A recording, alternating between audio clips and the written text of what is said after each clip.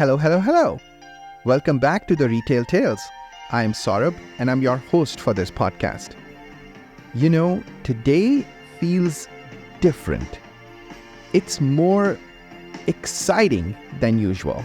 Today is the day when we start something new. So far on this podcast, you've heard me talk about topics which I think are important for retailers and retail enthusiasts. Topics at the intersection of retail and AI. But you just heard my perspectives through my experiences. Today is the day when we start writing another chapter in the journey of this podcast. Today is the day when we start hearing from some of the industry leaders about their experiences with AI within retail, their journey of making an impact with AI capabilities. And today is the day when we bring in our first guest on the show. I'm absolutely thrilled to have the founder and CEO of Competera, Alex Galkin, on the show today. Competera is an AI-based pricing platform to help retailers enhance their overall pricing strategy, increase revenue, and optimize profitability by using a blend of advanced AI and smart data. Alex, welcome to the Retail Tales. It's a pleasure having you here with us today. Yeah, thank you. Thank you for inviting me here. Excited to be here. Alex, as you know, TRT is exclusively focused on discussing all things AI across the retail value chain. I'm super excited to be talking to you today about AI-driven pricing for retailers. So, why don't we begin with your journey so far before we get into the core of our discussion? Do you mind sharing your background and your journey with the listeners? And while you do that, please also weave in your motivation to build and start up Competera. Yeah, super. Thank you for the question. I'm really excited that this finally AI focused conversation. Yeah, my background, I born and raised in Ukraine, and my university study was around the computer science and medtech science. And my diploma was electronic nose. Technically, I used to use neural networks back to 2005. Just imagine this, actually the first regressions just appeared on the market. It was 7 years before Google acquired distributed neural networks to start thinking about AI. Now we see that Google saying we are an AI company, not a search company. Yeah, this is why I'm long time. That moment, as any engineer, you're using AI just as a kind of algorithm, and you're not putting this medals, oh, I am an AI guy. No, just that set of algorithm was better for that task, what we're trying to solve, the challenge, what we try to solve to train the computer to smell. Yeah, and... Wait. Did you say smell? Yeah. That's actually not the first time I've heard about it. I read something similar about this in, I don't know whether it was Wired or Medium, one of these platforms a few months ago. Something about Google using graph neural networks to create a digital mapping of smells. I think it was called a odor map or something. I may be wrong, but is that what you're talking about? Yeah, actually we can double click here if you want. Sure. Yeah, this is exactly the problem. By the way, this is nobody work and it's still active because we still can't train the computer to smell, right? Yeah. And the problem, the approach what we take in that moment, we're technically creating the 3D diagram of different smell, how the actually orange looks or banana. Because right now, even in airports, when you go into those gates, they technically compare the smell picture with a huge database of the same smell examples, but no one can generate. And we took our nose actually having 1.5 million sensors. And we took the concept as the RGB concept. It means that we can't go only with 3, we need to go with 4. It was the 4 sensors, by the way, very, very expensive sensors. And that we can recreate basically on these 4 sensors, 4D picture of the smell. And this we're creating those diagrams what they actually research very well. And you read this is technically, not the smell itself, is technically how orange looks like in 3D. From the smell perspective. Wow. And you did this 7 years ago? Yeah, in 2005. Oh my God. How cool is that? I love it. Sorry. Please keep going. Yeah, that's it's a complicated work and and it's still going. And the good stuff, I just got a few years ago notice from my university that one of the startups really using my when you are in university, everything what you do belongs to university. It's 100% IP is there. At least it's how it was designed in Ukraine back then. And I got the notice that the guys using this my technology to reverse engineer the smells of the product. Mm, It's a gold nugget sure. for China. Yeah.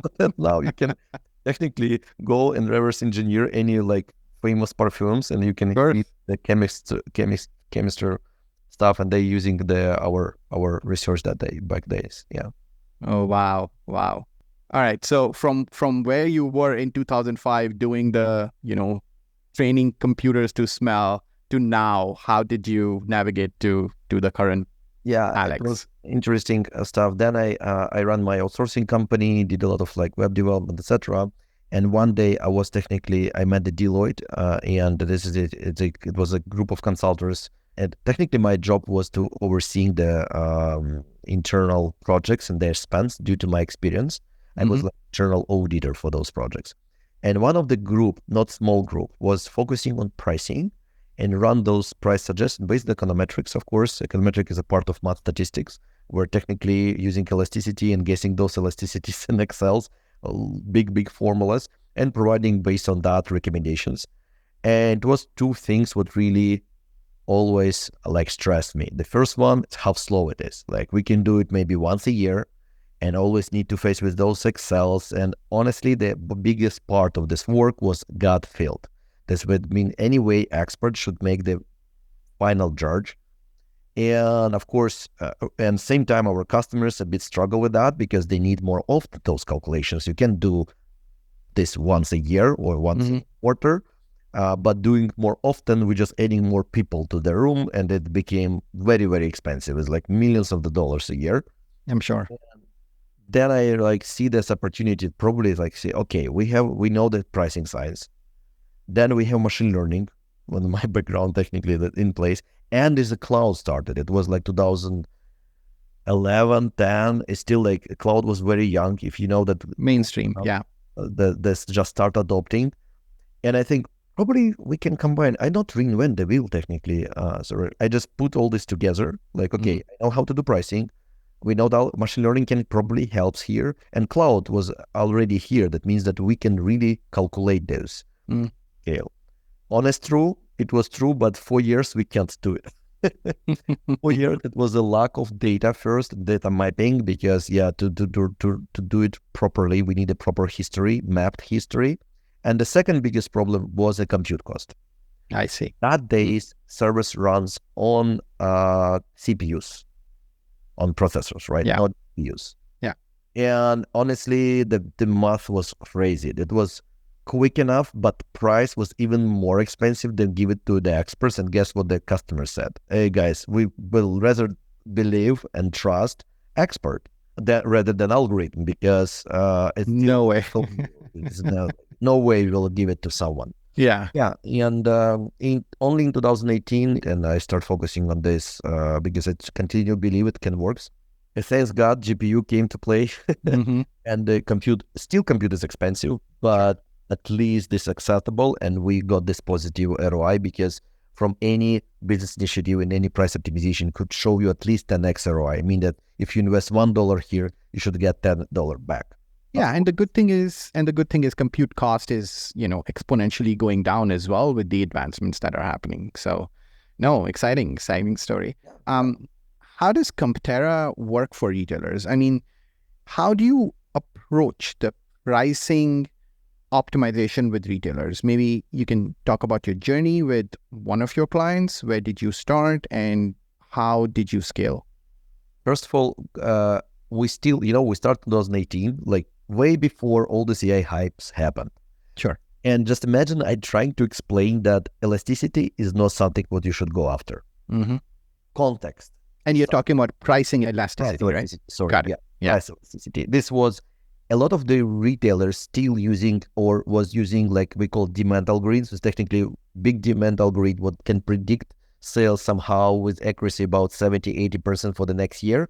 And then using those predictions, they try to optimize the prices in one way. And of course, using elasticity as one of the parameters.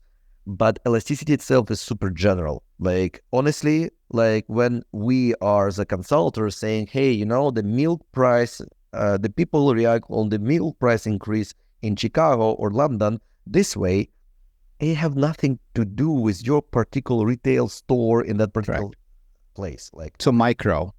yeah, it's absolutely useless. And of course, due to lack of the technology back then, elasticity was only one stuff what we can really rely on, because nothing else you can calculate. Sure. But the idea how we approach this, and actually I love that the first customers like love it in 2018 was a three at least. We landed three first pilots. Mm-hmm. Was the footwear retailer, FMCG, and consumer electronics. Yeah. Because I also want to try it in the different verticals, not only like grocery or something like that. Sure. And first point, I need to convince them to really believe in the contextual machine learning. It means that we need to understand the context, in what context those purchases was made. For example, last week, last month, last year. What I mean by context is technically 20 factors, like the store locations, weather. By the way, this very, very noisy factor what we sometimes exclude on it. Yeah. The shelf, right, and many more parameters. And even in this competitors, of course, your marketing expenses, and others. And you know what I love? That my first account, by the way, in America was Bolson Brand Hills. This was two Stanford graduated founders. And they said, Alex, we really want to try it because it sounds good. And since then, they are customers. We have a zero churn, you know, that we trained the algorithm. And technically, this is a contextual machine learning. Technically, it's a custom model, but learning the context. And we have, from 2014, those data lake, what we technically label data in all the environment. We have this local events, global events, election dates, all something what can be at least structured somehow, storing from 2014. And then when we getting your data set, we try to map, okay, we bought it something tickets on the Super Bowl last November. Why? Because the Super Bowl happenings, you know, etc. like that. This is what we're trying to give the deep learning really learn from this, like, and try to find the correlations. Why is it deep? Because we don't know. This is some hidden layers creating. And we don't know. And honestly, my first challenge was then to explain. We see the great results. We do the A/B test, but then we faced with the people still need the explanation. Say why you changed the price, because my CFO asking that. And the good news again about contextual ML, but we can explain because model not do the price change if we don't see the core factor changed. And now we are grouping those factors, saying, hey, this is a price suggestion generated today because we see the similar items cannibalization, local environment cannibalization, or something. We show like 3, 4, 5 top factors behind those price suggestion. And sorry, maybe long answer on the question. No, it's great. Like, you know, learning the context behind it. And I'm glad that you're talking about explainability aspect of it as well, because the trust is, you know, when I talk to my clients, I talk to them about right now in broader market, the only inhibition that AI has is a little bit limited trust in AI outcomes. Once this inhibition goes away, then AI is going to scale even more exponentially than what you're seeing in the market. So I love the focus on explainability as well in what you were saying. But tell me, like, you worked with the technologists, then you worked with, you know, the CFOs and the functional leaders as well. What makes it more challenging in your role as the founder and CEO?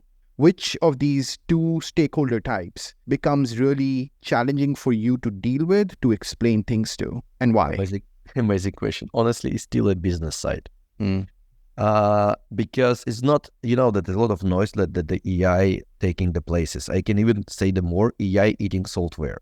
When I'm showing that today, price optimization can be happens by just sending you email saying this is a new corrections and here's the factors why and here's how confident we are on that. When we see on the retail side the new CIO or CTO is coming who are like open-minded and really want to leverage the new technologies and actually the new cloud foundations what they have, like Snowflake, BigQuery, all this big data, they're really looking for us. And for us, it's no problem with that.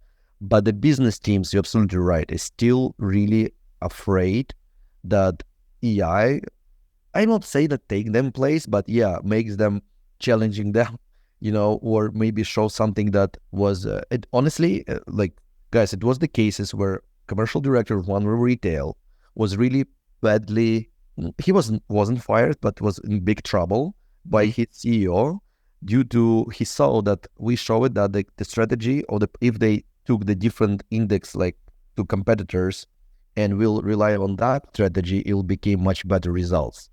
And this is a behavior very often in retail. The guy blamed another guy, but because he don't have access to that technology before, and this is not bad. It's good that he bring this to the table.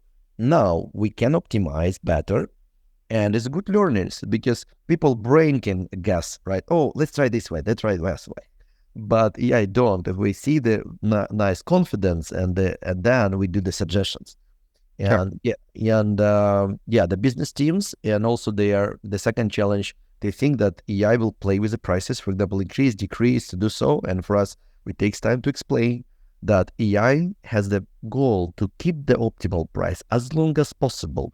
It's not play with it, because any algorithm goes to the balance level, we call it optimal maximum. And if nothing changed, they will also recommend to stay, because staying with this price is also price recommendation, right? Do not change it.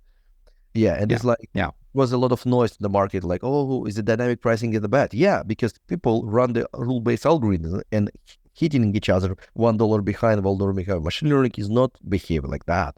They analyze the market, analyze the situation, and then if some see the critical danger on some metrics can be hit, then we do the price adjust. It's like price optimization is not dynamic pricing. Yeah.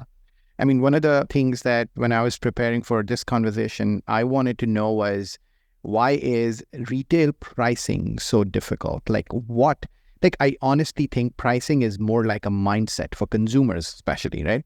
I mean, I think pricing can make or break demand for any retailer. So considering its importance in the overall retail value chain, where do you think retailers struggle to make a significant difference in making it work for them? Is it about availability of data? Is it about, having the right platform to analyze and decide? Or is it more about overall pricing strategy itself, or all the above, or maybe something completely different? So I'm interested in hearing your thoughts. Yeah, that's a very nice question. Thank you. Is it two main components? But the main one, still, the pricing role is so critical for any retail. But this role sitting somewhere so low level, and usually I see retail still don't have this function as a separate pricing architect or price manager in the team. Yeah, this is all belongs to merchants who honestly not designed, even has very limited or no analytical or finance education at all. And they're responsible for pricing. They're responsible to buy and sell, which is completely wrong. That to create this role, to make that role independent, that can speak with CFO, CEO, and the CCO on the same level, because it should be independent role and not define because sometimes CFO wants one, CEO wants another one, and commercial director wants something third. This is an independent role that can balance those goals. And the first complexity coming from the wrong org structure at all, where the critical process for any business is a price hidden in very, very low level management, or don't even have the specific role in the organization. This is number one. And number two, you're absolutely right, is still data. It's so fun that we are past many years after this big data boom, right? Where everyone realized that we need to collect data, we need to store data.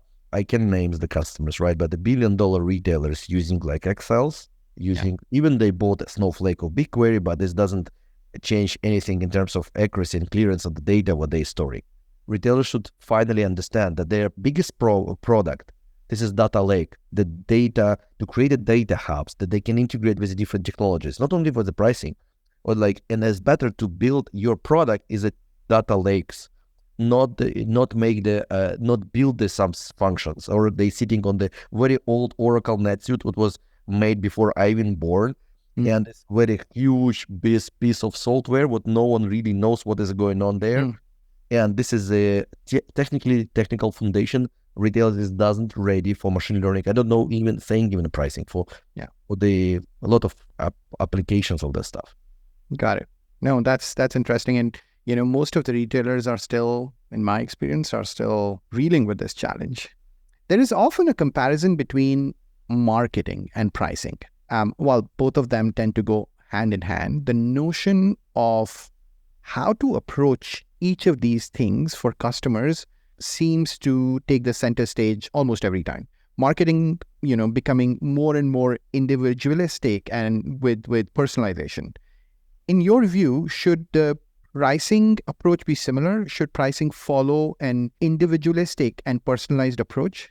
As like group of analysts, like many years we're discussing this, and honestly, I put like personalized, that called personalized context dependent pricing. It means that it's possible to generate the optimal price based on the human behavior. But again, a lot of retailers attack this from the wrong angle. For example, if you guys who are listening to this podcast go to AliExpress, open their website, try to search something, click on different products, you will probably very quickly discover on the product page, you will see the sign on AliExpress saying price and mobile application can be different.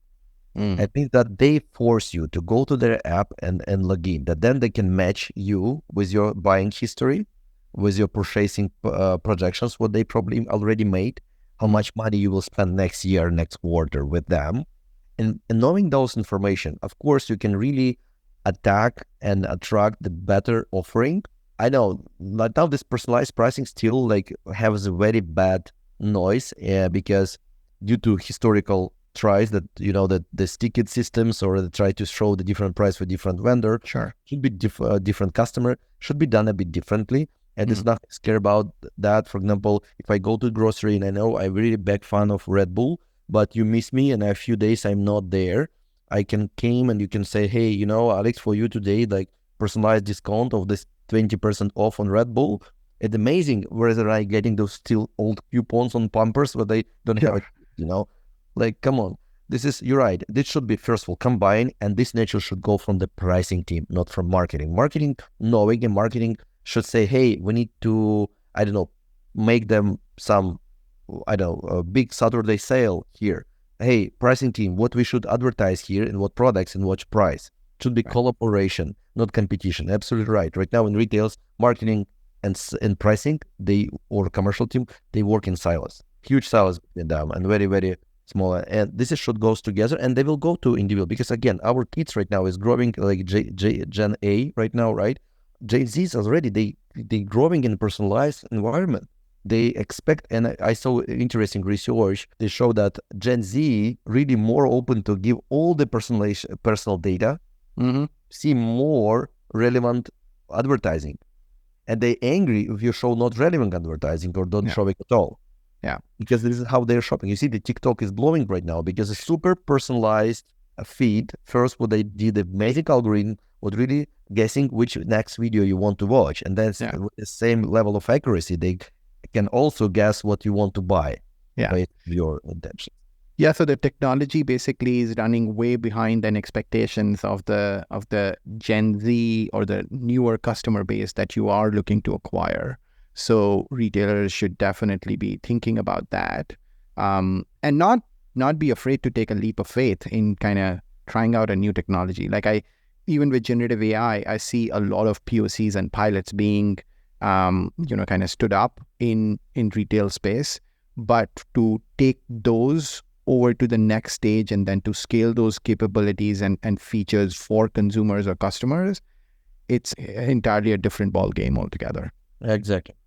But so from a AI-based pricing perspective, help the audience, the listeners understand, and I'm curious as well, how does AI-based pricing work? How does Competera make it work for retailers? I have maybe 2 hour selection about that, but to answer very simple. Sure. This technically, we have like 2 embedded neural networks. The first neural network learned the factors, technically those contexts. We call the factors would impact the sales in somehow. And second layer model try to, when we know those factor distribution, and we call them domains because it's also, these domains are different for groceries, for DIY, for online, for offline, right? And this is like a set of the factors, a group of those factors and the pressure.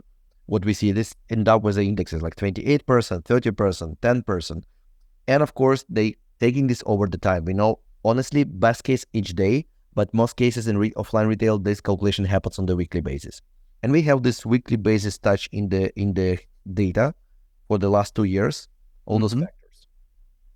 And then the second layer, second neural network, try to use those learnings to try to think, can we by adjusting the price somehow improve those target functions what retail provide. For example, I want to increase my revenue, hold my margin, or I don't care about margin, increase my revenue. And here's my guardrails. They, of course, we call it right now. Everyone knows this. We're prompting the AI, right? You should the first prompt. This is an environment. Do we price for online channel or for offline for this cluster of the stores? For each set of items? This is something what they define inside the product, and it already gives a lot of context for machine learning to optimize in this environment. And second layer model, technically trying to see what is it can be the pricing role on that. Again, statistically, price itself is from around 11 or 12%. You can explain frustration of your revenue and profits. It's a direct impact. Indirectly, the impact is up to 30%. That means that there's still a lot of other stuff what drives your revenue and gross profits, not on price itself. For example, if you you put $100 million in marketing budget at this Black Friday, you win it. It's like, honestly, and the role of the price would be maybe 1-2%. And our job is actually define if you invested $100 million last year and will invest it even more this year, in other situation will keep the same, that probably you will increase the price on X amount, you will still sell same amount of the item. This is what the beauty of context-dependent machine learning. And and the second layer network try to find the price adjustments to improve the metric or not. This is why sometimes they don't end up with like, yeah, cool, maybe you have a shortage or the competitors change the price and you don't need to react, it's all fine. You don't change your demand if you decrease price for 20% or 30%, is like 10% enough or stay enough. Like, this is two embedded neural networks. Is it more complicated? Try to explain. No, that's fair. Look, so just so the audience also understands correctly, and please, Alex, correct me if this is not accurate. You're not talking about dynamic pricing. You are talking about optimized pricing by AI. You don't need to make, let's say, real-time pricing changes. You don't need to make dynamic changes, correct? Exactly. Guys, amazing point here. We can say, guys, we usually mimic to your existing pricing reviews. We call this price review, right? And review can always no change the price. You're absolutely right that we analyzing. By the way, usually demand is not changed so quick. Like, you change price now, you need to wait to respond, like to see, okay, this new price works or not. That is something what we need to wait a bit.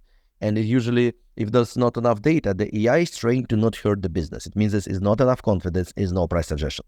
It's like, again, as like I was a physical analyst and the customer called me and say, hey, Alex, our price is $4.99 for a meal, but we see that our competitors down the road, they put $3.99. Should we stay or should we leave?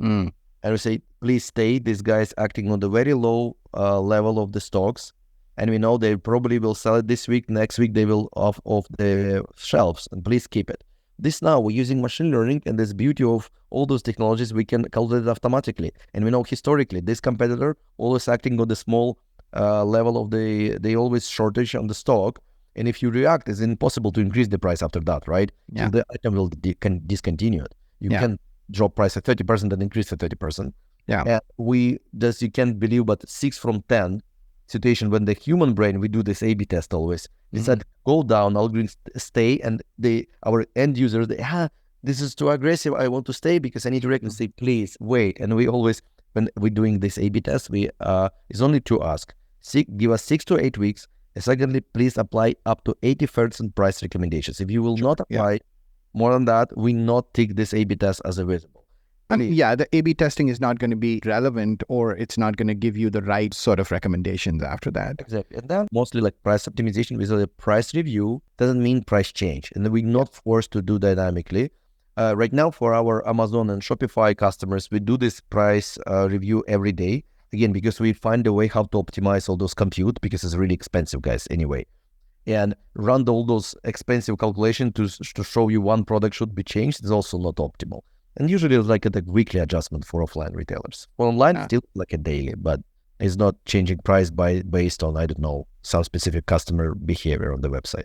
Yeah, it's interesting because, somebody thinks about pricing, they think about pricing reviews, and especially they think about, well, pricing needs to be changed every now and then. And some retailers, and I'm sure you know this, but believe it or not, like they change their price or set their prices once a year. because there is an intrinsic cost associated with making these changes as well.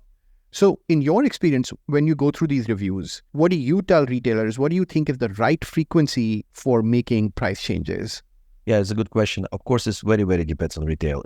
I will be wrong if I will give some like holistic advice. Of course, it depends on the business. But always keep in mind very one true, what actually historic as they call it, price discrimination trap. And with the Explain that a little bit for the audience. yeah, price discrimination trap, it means that in retail is very often, a lot of retailers, by the way, try to copy those strategy what using by airline companies or hotels, where they try to bet, guys, the way they travel the same direction with your friends and family happens very rarely.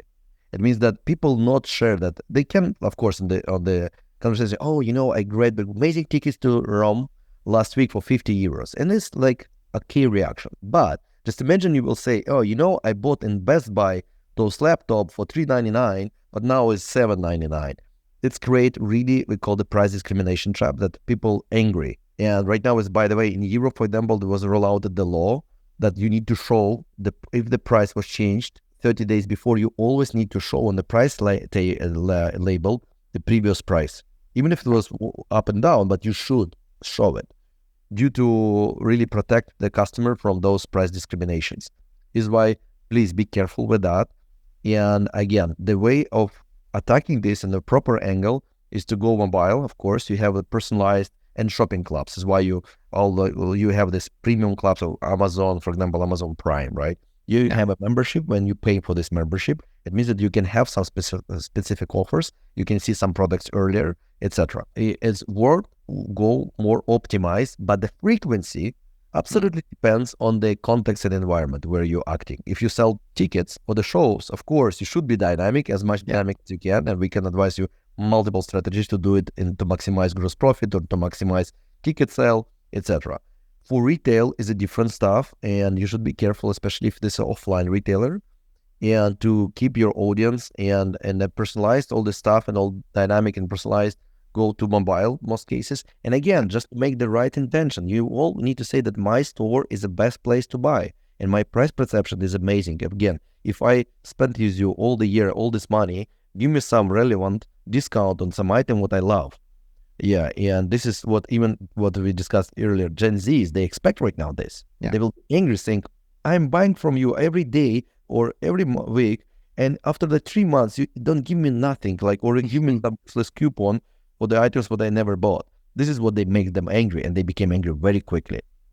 This is this is more about optimize in the frequency, how your audience back to your store. If they and the whole definition of optimizing, right? That brings along the connotation of the overall number of pricing changes should reduce over time because you are moving towards making your price optimal. And once you get closer towards it, the pricing changes that you're making are reducing. Before the call with you, I just watching on the results of one pilot, and the first week it was 107. It is around 9,000 items assortment in the customer, and 1,700 suggestion was the first week. On the last week was only 300. And this was over how many weeks? Over 8 weeks. Okay. Each week we do the optimization, right? And it is just decreased. You see on 80%. Yeah. Wow. And then you just this is. You're right. This because we find the optimal for such items and they will be repriced. But if something will change, like context will change. And by the way, those frequency, the numbers of the price suggestions even different by store clusters and sometimes on the store level. Store is located in different places, right?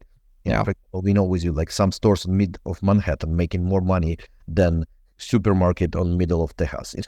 Sure. Yeah. I mean, it's such an interesting point. And to be honest, it's kind of counterintuitive as well, but it's very critical to understand. There are retailers who are still working with, spreadsheets driven, gut-based pricing decisions. It's like living in 1980s, 1990s in the era and the generation of generative AI. But it's true for the main reason, the biggest boundary is always, is my target on SKU, margin target on SKU level. Yeah. So guys, people not shopping on SKU, they come into your store, they see whole your product. Correct. Conception looks based on that. Yeah. Let's allow AI to like we can price some bananas even lower than cost. Yeah. Because we know that banana is driving the overall sales of your basket.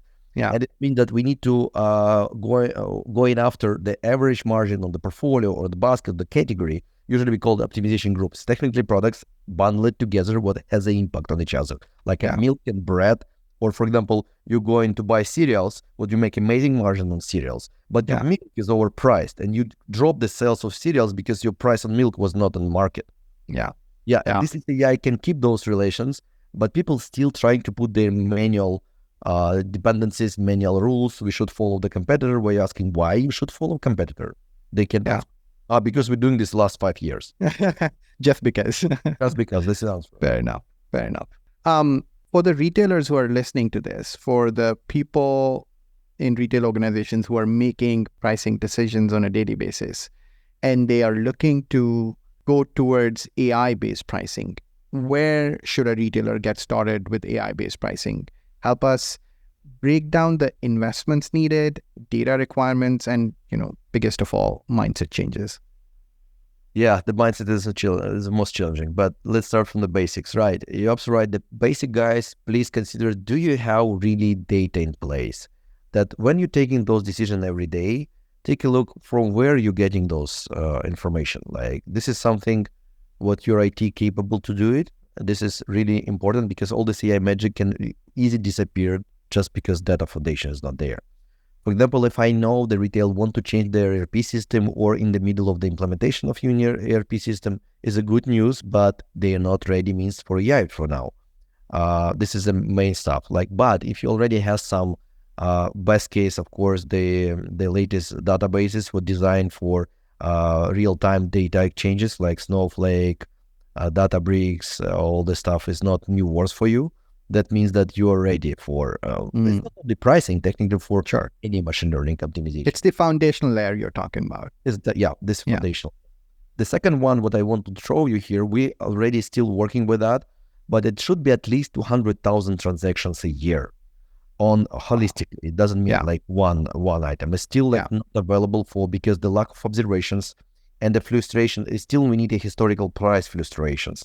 If it was on the same price last 3 years, and there was one customer, they still printing those magazines with their prices and sending to the schools and their customers. Flyers, prices, and they logged, guys, that it means that you need to be not only data-wise ready, but also process-wise ready. Do you open to keep the different price in different cluster, or at least start for the one single cluster, like all America is your cluster? But guys, even tax pressure, GDP is different in each state. How you can be holistic in pricing across all the America? This is not true. Even someone who telling you we're there, but if you go to the store and compare, is not. No, and there's something what business change. Business should support this. I'll say, okay, cool. We technically ready, and we really because it's only great benefits then. And down the road, right, to be open-minded in terms of now we need a guidance, not the rules from you. That is my direction. Please don't go and price optimization. By the way, Amazon did it like decade ago. They said all our prices should be automated on 90%, up to 90+%. All those, our job is, and it's okay to have at least 10% mistakes in pricing. Our job is to iterationally go to make this 10% up to 1-2%, to decrease the mistake in our pricing. With this mindset, this absolutely completely changed the way how you think about that. Because right now I see that retailers want to just to replicate everything. It should be everything accurate. So no, the price should be calculated by machines. We're humans. We deserve more. By the way, in our promo video, we gave this background video saying we're allocating more time to people to do more important things. And we're showing you grab your kids from kindergarten, etc. Because you don't know how many nights I spent with red eye nights, complete repricing for the big grocery retail. And I know there's a lot of price managers struggle with that. Well, they continue to do so. A lot of analysts, a lot of pricing strategists are continuing to have those red eyes day in and day out. Well, this was super helpful, Alex. I, for one, learned a lot while talking to you, and I'm sure the audience did too. Everything other than the end pricing tag is such a black box for end consumers. But talking to you has been super insightful. Thank you for being on the show and sharing your thoughts with the audience. Thank you so much for inviting and for your podcast. Really enjoys listening. For the folks who are interested in learning more and or looking to get connected with Alex, please reach out to him on LinkedIn. And as for this episode, it's a wrap. Thanks for listening. Here's me, Saurabh, signing off. If you like the content, don't forget to follow this show to keep learning a thing or two about retail AI. You can follow us on LinkedIn and subscribe to this show on Spotify and Apple. Join me in the next episode of The Retail Tales, a show which is exclusively focused on exploring all things AI across the retail value chain. Until then, stay safe, stay healthy, and stay curious.